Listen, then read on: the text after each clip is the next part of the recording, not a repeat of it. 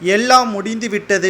நடந்து முடிந்த மக்களவைத் தேர்தல் முடிவுகள், கருத்து கணிப்புகள் தற்பொழுது நேற்று மாலை முதல் வெளியாகி இந்தியா கூட்டணிக்கு மிகப்பெரிய ஒரு தலைவலியாக மாறிவிட்டது. மத்தியில் 400 தொகுதிகளுக்கு மேலாக பெரும்பான்மையுடன் பாஜக 3வது முறை ஆட்சி அமைக்கும்.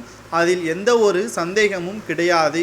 மேலும் முதல் கையெழுத்து மோடி அவர்கள் போடக்கூடிய முதல் கையெழுத்து ஸ்டாலின் அவர்களது கைது நடவடிக்கை தான் என்ற தகவல்களை தற்பொழுது தமிழக பாஜக தலைவர் அண்ணாமலை அவர்கள் கூறியுள்ளார்.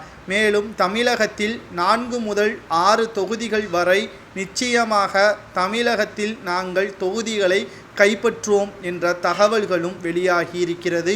இந்த சூழ்நிலையில்தான் திமுகவின் கோட்டையாக இருக்கின்ற தூத்துக்குடி, நீலகிரி, வடசென்னை மற்றும் ராமநாதபுரம் போன்ற தொகுதிகளில் பாஜகவும் பாஜகவின் கூட்டணி கட்சிகளும் தொகுதிகளை கைப்பற்றும் என்ற தகவல்கள் கருத்து கணிப்பின் மூலமாக தெரிய வருகிறது.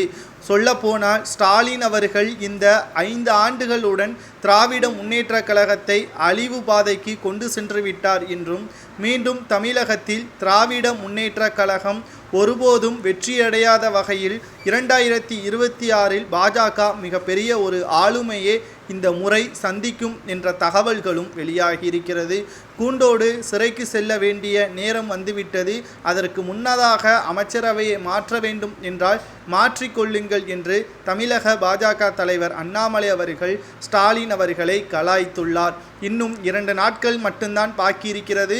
ஜூன் 4ஆம் தேதி மாலை 6:30 மணி அளவில் தெரிந்துவிடும் மத்தியில் யார் ஆட்சியை கைப்பற்றுகிறார். ஆனால் கருத்து கணிப்புகள் 2019ஆம் ஆண்டு துல்லியமான கருத்து கணிப்புகளை வெளியிட்டுள்ள நியூஸ் 18ஆக இருக்கட்டும், இந்தியா டுடேயாக இருக்கட்டும், அவர்கள் சொன்ன அதே கருத்து கணிப்புகள் தான் தற்பொழுதும் சொல்லியிருக்கிறார்கள். மீண்டும் பெரும்பான்மையுடன் மத்தியில் பாஜக ஆட்சியை கைப்பற்றுவதில் எந்த ஒரு மாற்று கருத்தும் கிடையாது.